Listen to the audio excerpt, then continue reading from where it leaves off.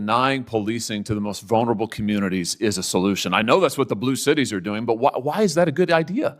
Well, look, I in no way stand with defunding law enforcement. I mean, That's what your report says. Sheriff Mike Sheridan, who taught me how to drive when I was 16 years old. Wait. Your report, when your executive director said you wanted to defund the police, do you renounce this report? Mr. Jackson, do you renounce the report that you authored as executive director? Here it is. You're the second senator to bring up an op-ed or this isn't an op-ed. This is your report, a policymaker's playbook to reduce gun violence without policing communities. Okay. Community Justice Action Fund, copyright 2023, when you were executive director. Now you say you don't know anything about it. Now you say that you haven't heard of it, just like the Democrats who all of a sudden say, oh, we're all for the police. They've been advocating defunding them for years. Okay, well, Hello, everyone. Welcome back to the channel. If you're new here, I'm your independent political analyst, no spin, no tribalism, just facts, context, and thoughtful commentary. Today, we're reacting to a Senate hearing exchange involving Senator Josh Hawley and a witness, Mr. Jackson, who is a former Biden White House official and currently affiliated with the Community Justice Action Fund. The discussion became heated, and it centered around some very controversial topics: funding for police, community-based violence prevention programs, and even questions about terminology like two-spirit. Let's break this down. Thanks to all the witnesses for being here. Ms. Cook, I want to say thank you especially to you. Thank you for being here. Thank you for telling your story. And I'm sorry for what you and your family have had to endure. And it's powerful to have you here today. Thank you very much. I want to talk about some of these policies that have gotten to where we are today. Mr. Jackson, if I could just start with you. You were deputy director in the Biden White House for gun violence and a special assistant to the president. Is that correct? Yes, sir. You're also affiliated with the Community Justice Action Fund. Is that correct? Yes, I'm also a survivor of gun violence. You were their executive director. When was that, the Community Justice Action Fund? 2021 to 2023. And you're affiliated with them now? Yes, as executive advisor. Okay. The Community Justice Action Fund do you disclose your donors?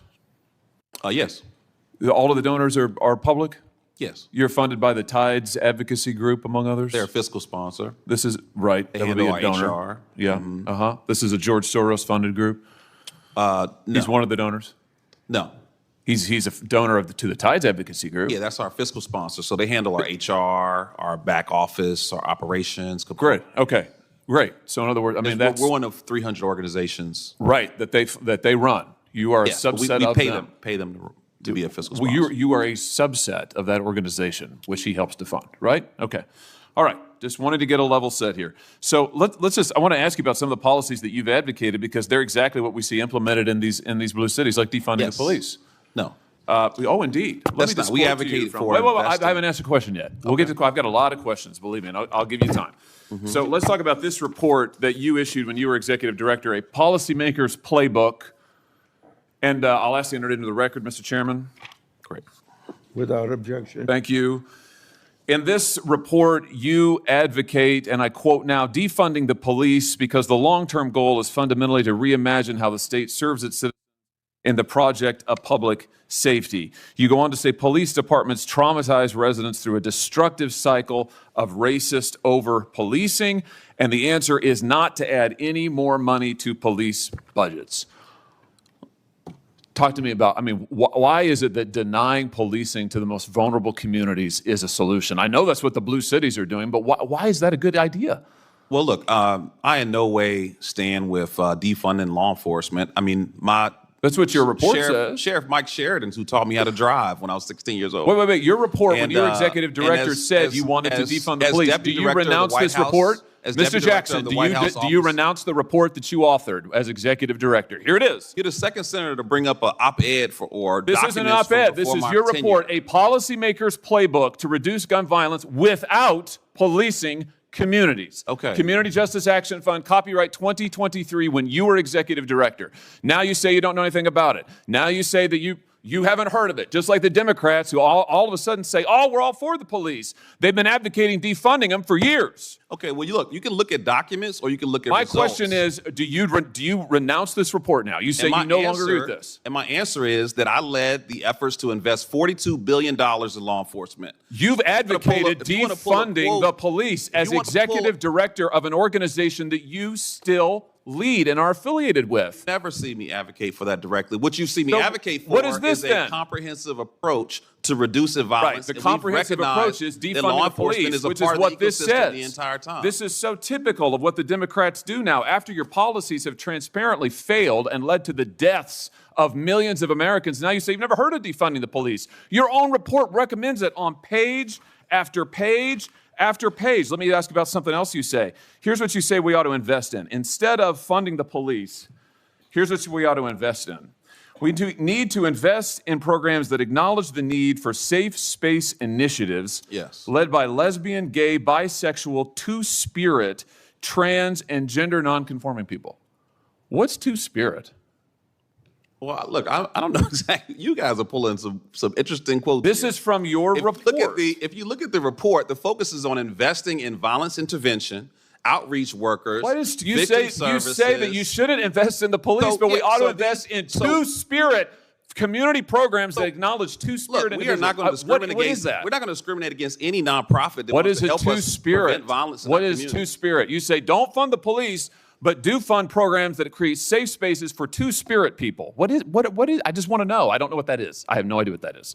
Well, I honestly, I'm not completely aware of the language or You the wrote spirit the of how that was report? written. But what I'm telling you is that what we What is a advocate for. two-spirit individual? I mean, really, this is your policymaker's playbook. You are the witness called by the Democrats on this committee, so I assume you reflect their views. Well, you don't want to fund the police. You want to fund safe spaces for two-spirit individuals.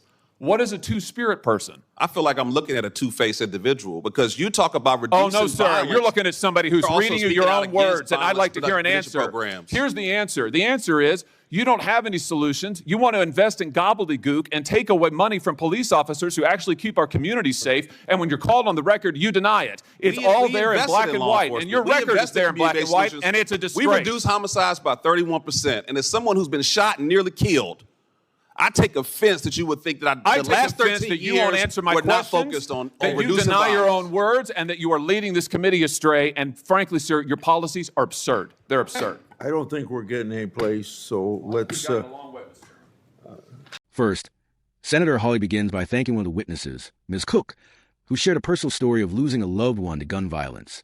That sets a very emotional tone. But quickly, Hawley pivots to questioning Mr. Jackson about his background and affiliations. Jackson confirms he was Deputy Director for Gun Violence in the Biden White House and that he served as Executive Director of the Community Justice Action Fund from 2021 to 2023. He's now an advisor with them. The senator then raises the issue of funding sources, pointing out that the organization is fiscally sponsored by Tides Advocacy, which has received money from George Soros. Now, this is important politically because Soros' name is often used by conservatives as shorthand for left-wing funding networks. Hawley is clearly trying to draw that connection here.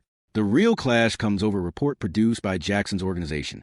Hawley argues that the report advocates defunding the police and reimagining public safety without relying heavily on law enforcement. Jackson, however, pushes back strongly. He says he never personally stood for defunding law enforcement and instead advocated for a comprehensive approach to reducing violence. He even points out that he was part of efforts to help direct billions of dollars into law enforcement. But Hawley counters by reading directly from the group's report, insisting that it does call for reducing police funding.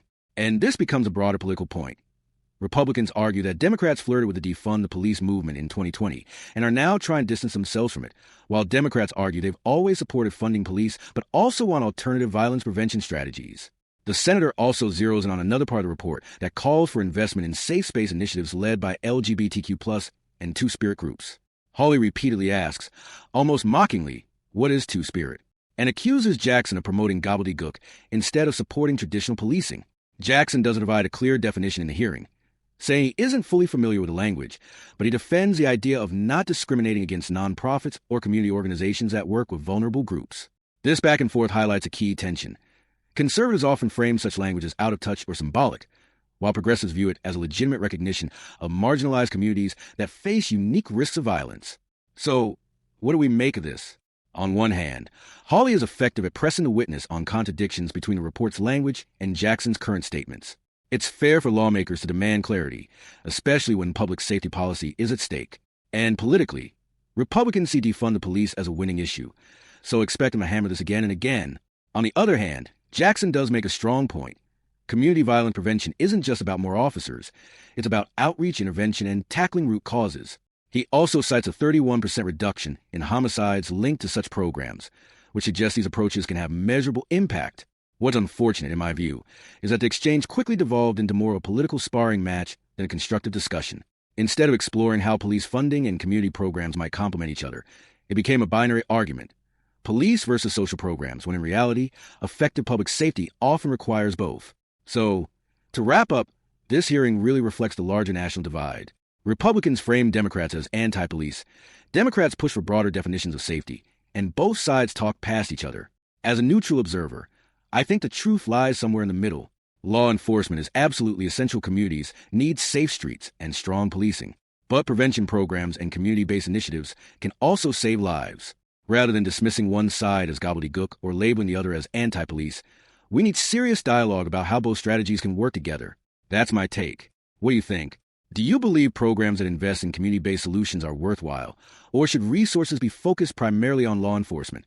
Drop your thoughts in the comments below. Thanks for watching, and if you found this breakdown helpful, don't forget to like, share, and subscribe for more balanced political analysis.